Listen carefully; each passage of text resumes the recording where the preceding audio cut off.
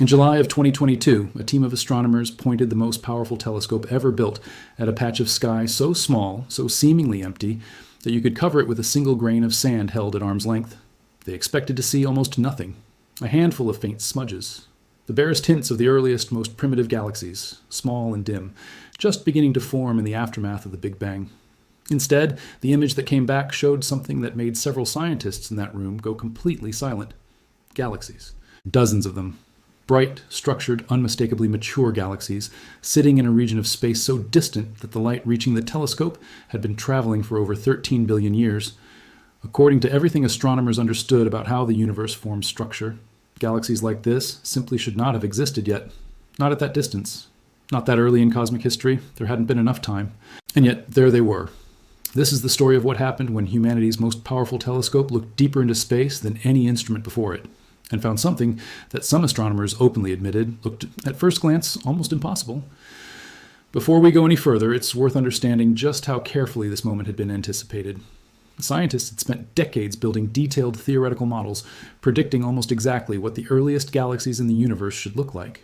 Entire careers had been built around refining these predictions, testing them against every scrap of indirect evidence available before a telescope powerful enough to actually see that far back finally existed.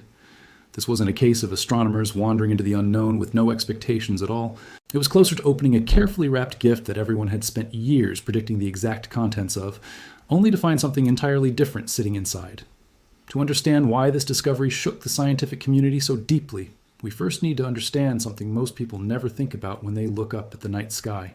When you look into deep space, you aren't just looking far away. You're looking back in time. Light travels at a fixed, enormous speed, but it isn't instantaneous. It takes time to cross the vast distances of space.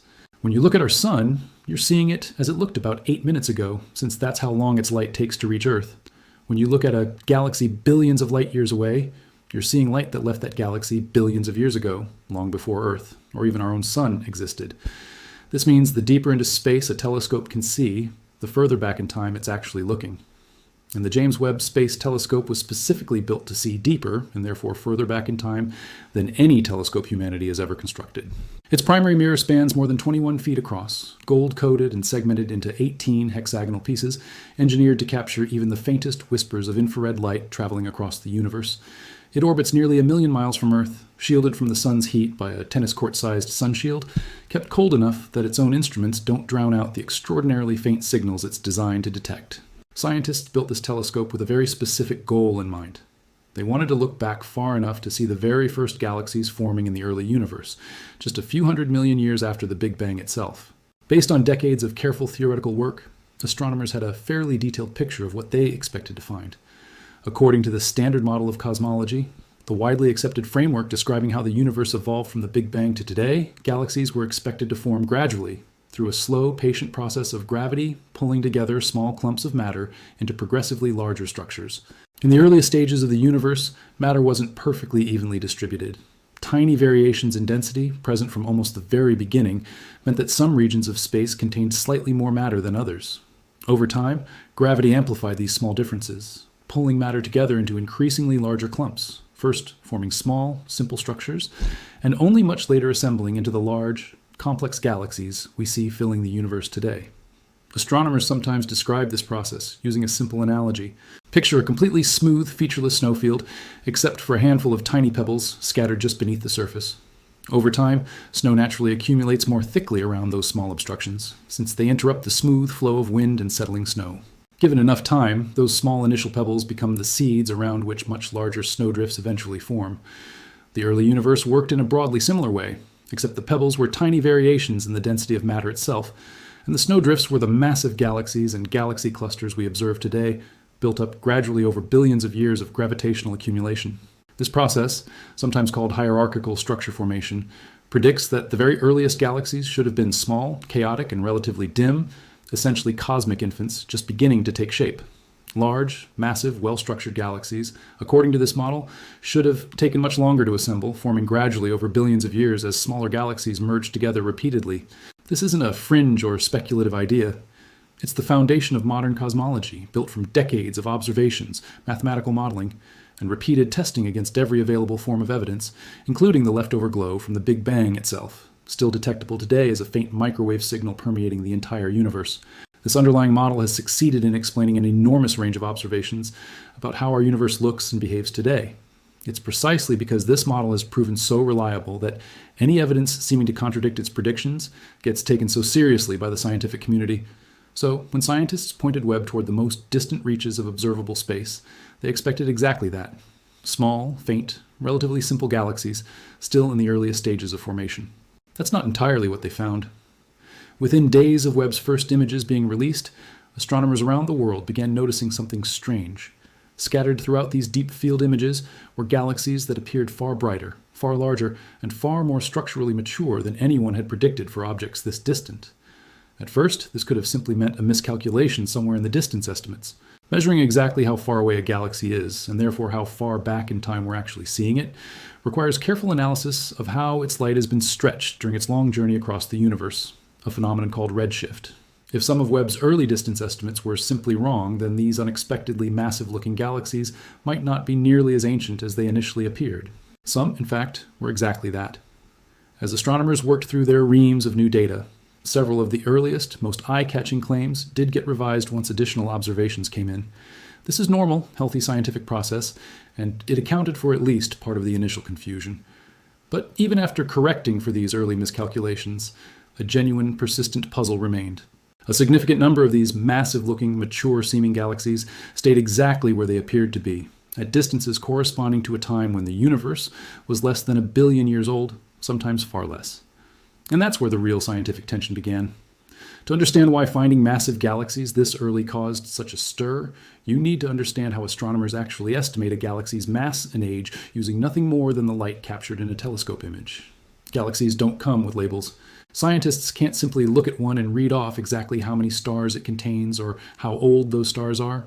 Instead, they have to carefully analyze the pattern and intensity of light coming from a galaxy across different wavelengths, then compare that pattern against detailed computer models, simulating galaxies built from different combinations of young and old stars. Younger stars tend to burn hot and bright, producing more light at shorter, bluer wavelengths. Older, more evolved stellar populations tend to glow more prominently in longer, redder wavelengths.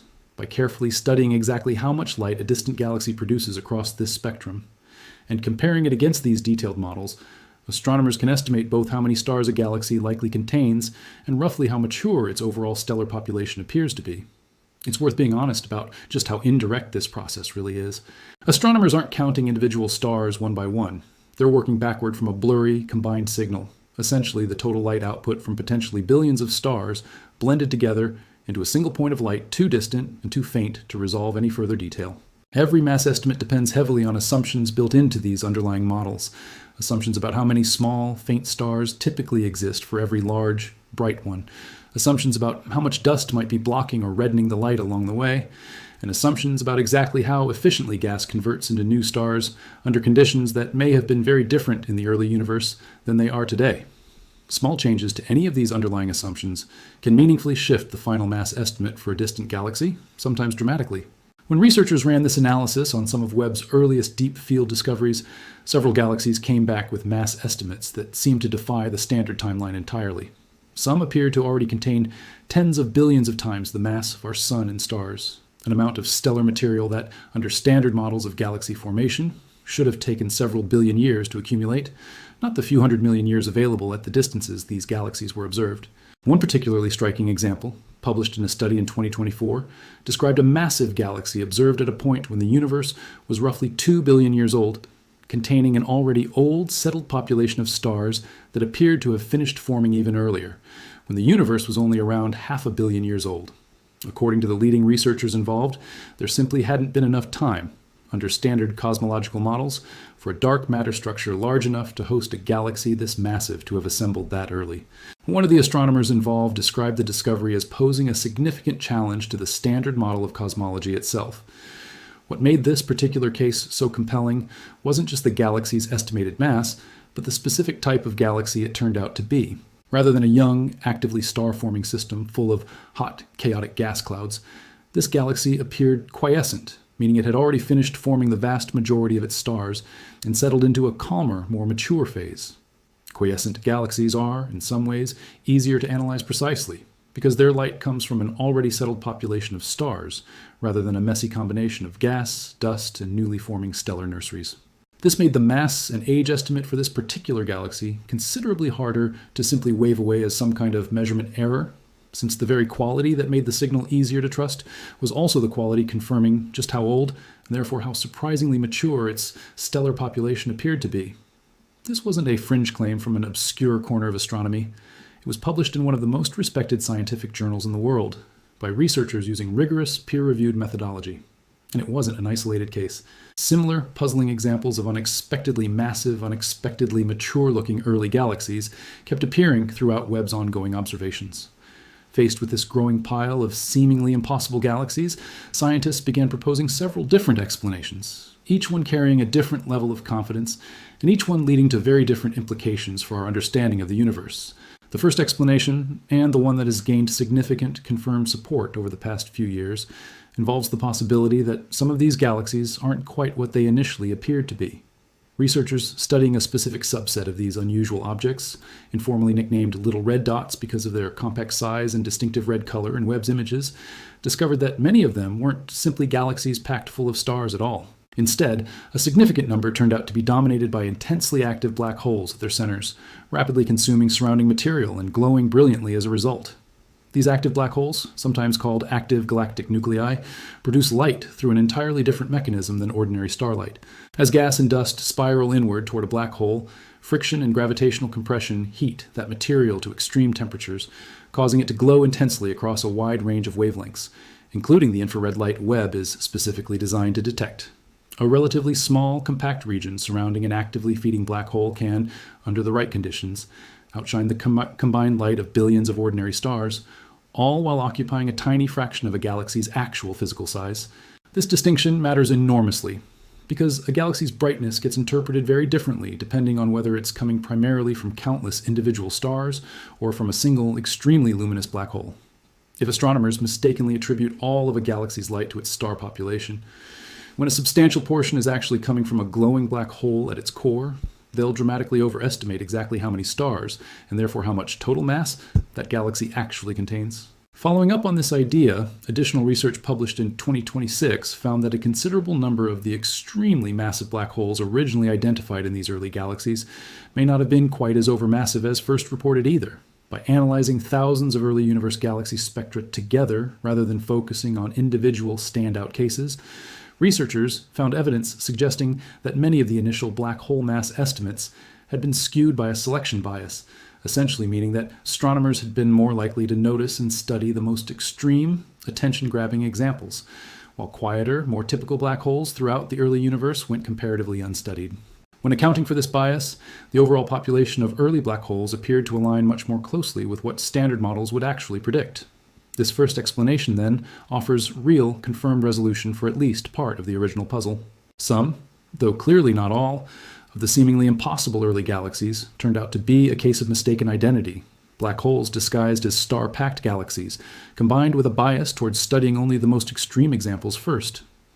The second explanation tackles a different piece of the puzzle, focusing specifically on galaxies that do appear to be genuinely dominated by stars rather than black holes, and asks whether our standard method of estimating stellar mass might simply be flawed in a specific, correctable way. Researchers exploring this idea proposed that star formation in the early universe may not have proceeded as a smooth, steady process, but instead occurred in short, intense bursts, followed by quieter periods of relative calm. Under this hypothesis, a galaxy caught during one of these brief, intense bursts of star formation would appear dramatically brighter than its true average stellar mass would suggest, because a flurry of new, extremely hot, young stars can temporarily outshine the galaxy's overall stellar population by a significant margin. Think of it a bit like judging a household's typical spending habits by looking only at its credit card statement during the 1 week of the year it hosts a large holiday celebration. That single snapshot would suggest a much higher and much less sustainable average spending pattern than what actually reflects that household's normal everyday behavior throughout the rest of the year. Similarly, catching a young galaxy during a brief, unusually intense burst of star formation could make its overall stellar mass and brightness look far more extreme than a longer-term, more representative average would show. Supporting simulations published in 2026 found that this bursty star formation pattern could largely explain why so many early galaxies appeared brighter, and by extension, seemingly more massive than standard models predicted. Under this explanation, astronomers hadn't necessarily discovered galaxies containing an impossible amount of actual stellar mass. They had, in many cases, simply caught ordinary early galaxies during a temporary, unusually bright phase of vigorous star formation, one that inflated their apparent mass without violating the underlying timeline of galaxy assembly at all. This remains an actively researched hypothesis, rather than a fully settled conclusion, but it has gained meaningful support as an explanation capable of resolving a substantial portion of the original mystery without requiring any fundamental changes to our understanding of cosmology. The third explanation is where things get considerably more uncertain and considerably more contested within the scientific community, because it suggests that even after accounting for misidentified black holes and bursty star formation, some genuinely puzzling cases might remain. A study published in early 2026 examined a specific category of early, so-called quiescent galaxies, meaning galaxies that had already stopped forming new stars and settled into a calm, mature stellar population.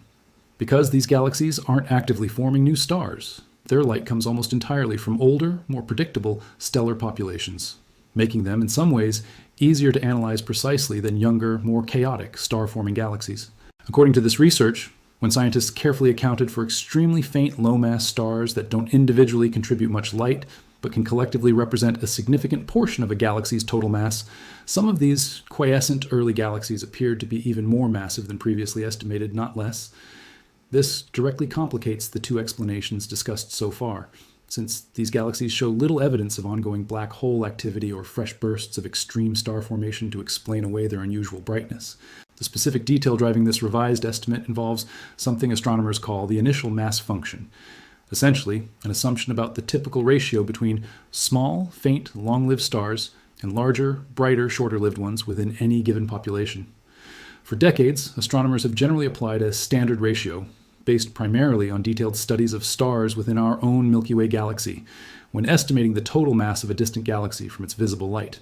But the 2026 study found that if certain early quiescent galaxies actually contain proportionally more of these faint, low-mass stars than our own galaxy typically does, their true total mass could be several times higher than previously calculated using the standard assumption, since those countless faint stars, individually contributing very little visible light, would nonetheless add up to a substantial hidden reservoir of additional mass. If these expanded mass estimates hold up under further scrutiny, they would suggest that at least some galaxies really did assemble an extraordinary amount of stellar mass within the first billion years of the universe's existence, a timeline that remains genuinely difficult to reconcile with standard models of how quickly dark matter structures can grow large enough to host galaxies of this size. This remains a matter of active, ongoing scientific debate. Some researchers have proposed that our standard cosmological model might need meaningful refinement to account for slightly more early structure formation than previously assumed. Others maintain that additional, yet undiscovered systematic errors in how we estimate distant galaxy masses are the more likely explanation, simply not yet identified.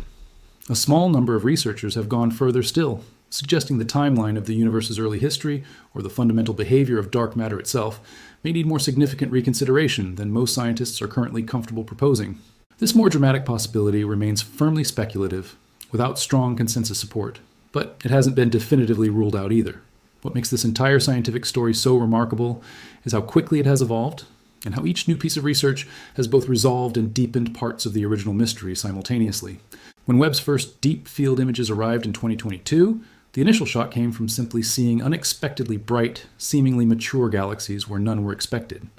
Over the following years, careful, rigorous research gradually explained away a meaningful portion of that initial surprise. Misidentified black holes here, temporary bursts of star formation there, gradually bringing much of the early data back into alignment with standard cosmological predictions. And yet, even after years of careful follow-up research, a genuine core of the mystery still hasn't been fully resolved. Some galaxies, particularly certain quiescent, already matured examples, continue to resist easy explanation, their apparent mass and age sitting right at the edge, or perhaps slightly beyond the edge, of what our current understanding of cosmic history can comfortably accommodate. This is precisely the kind of situation that tends to drive genuine scientific progress forward, not a single dramatic, universe-shattering discovery, but a slow, careful process of elimination, ruling out mundane explanations one at a time, while a smaller, more stubborn residue of genuine puzzle remains, waiting for either new data, new theoretical insight, or some combination of both to finally resolve it. Astronomers continue to point Webb toward increasingly distant regions of the universe, searching for more examples of these unusually massive early galaxies, hoping that a larger, more complete sample will help settle exactly how common and exactly how extreme these objects really are. Every additional confirmed example adds another data point to an ongoing debate that touches on some of the deepest, most fundamental questions in modern cosmology. Questions about how quickly matter can organize itself into complex structures, how efficiently the earliest galaxies converted raw material into stars, and whether our carefully constructed model of the universe's history is missing some crucial piece we haven't yet identified.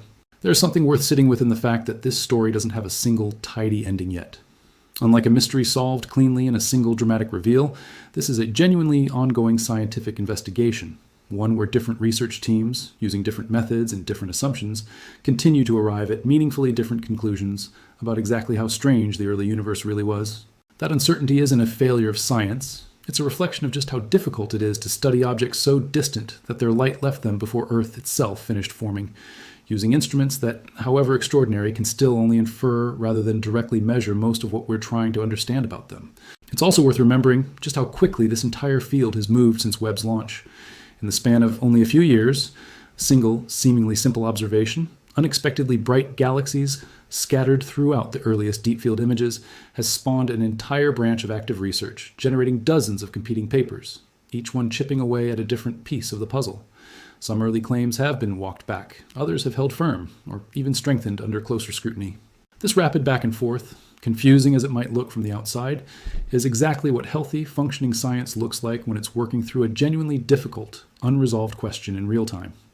Somewhere out there right now, more than 13 billion light years away, the light currently reaching Webb's mirrors left its source before our own sun had even finished forming from a swirling cloud of gas and dust. That light carries information about a version of the universe so young, so different from anything we can directly compare it to, that it continues to challenge some of our most carefully constructed theories about how everything around us came to exist. Webb looked as deep into space, and therefore as far back in time, as any instrument humanity has ever built. And in doing so, it found a universe that, at least in certain corners, appears to have grown up faster than our own theories said it should have been able to. Whether that means our models need only minor adjustments or something more fundamental about our understanding of the early universe still remains to be discovered, is a question astronomers are still actively working to answer. What's certain is that the deepest look we've ever taken into the past revealed something we're still, even now, trying to fully explain. And every new observation Webb captures adds one more piece to a puzzle that started with a single unassuming image of a patch of sky the size of a grain of sand.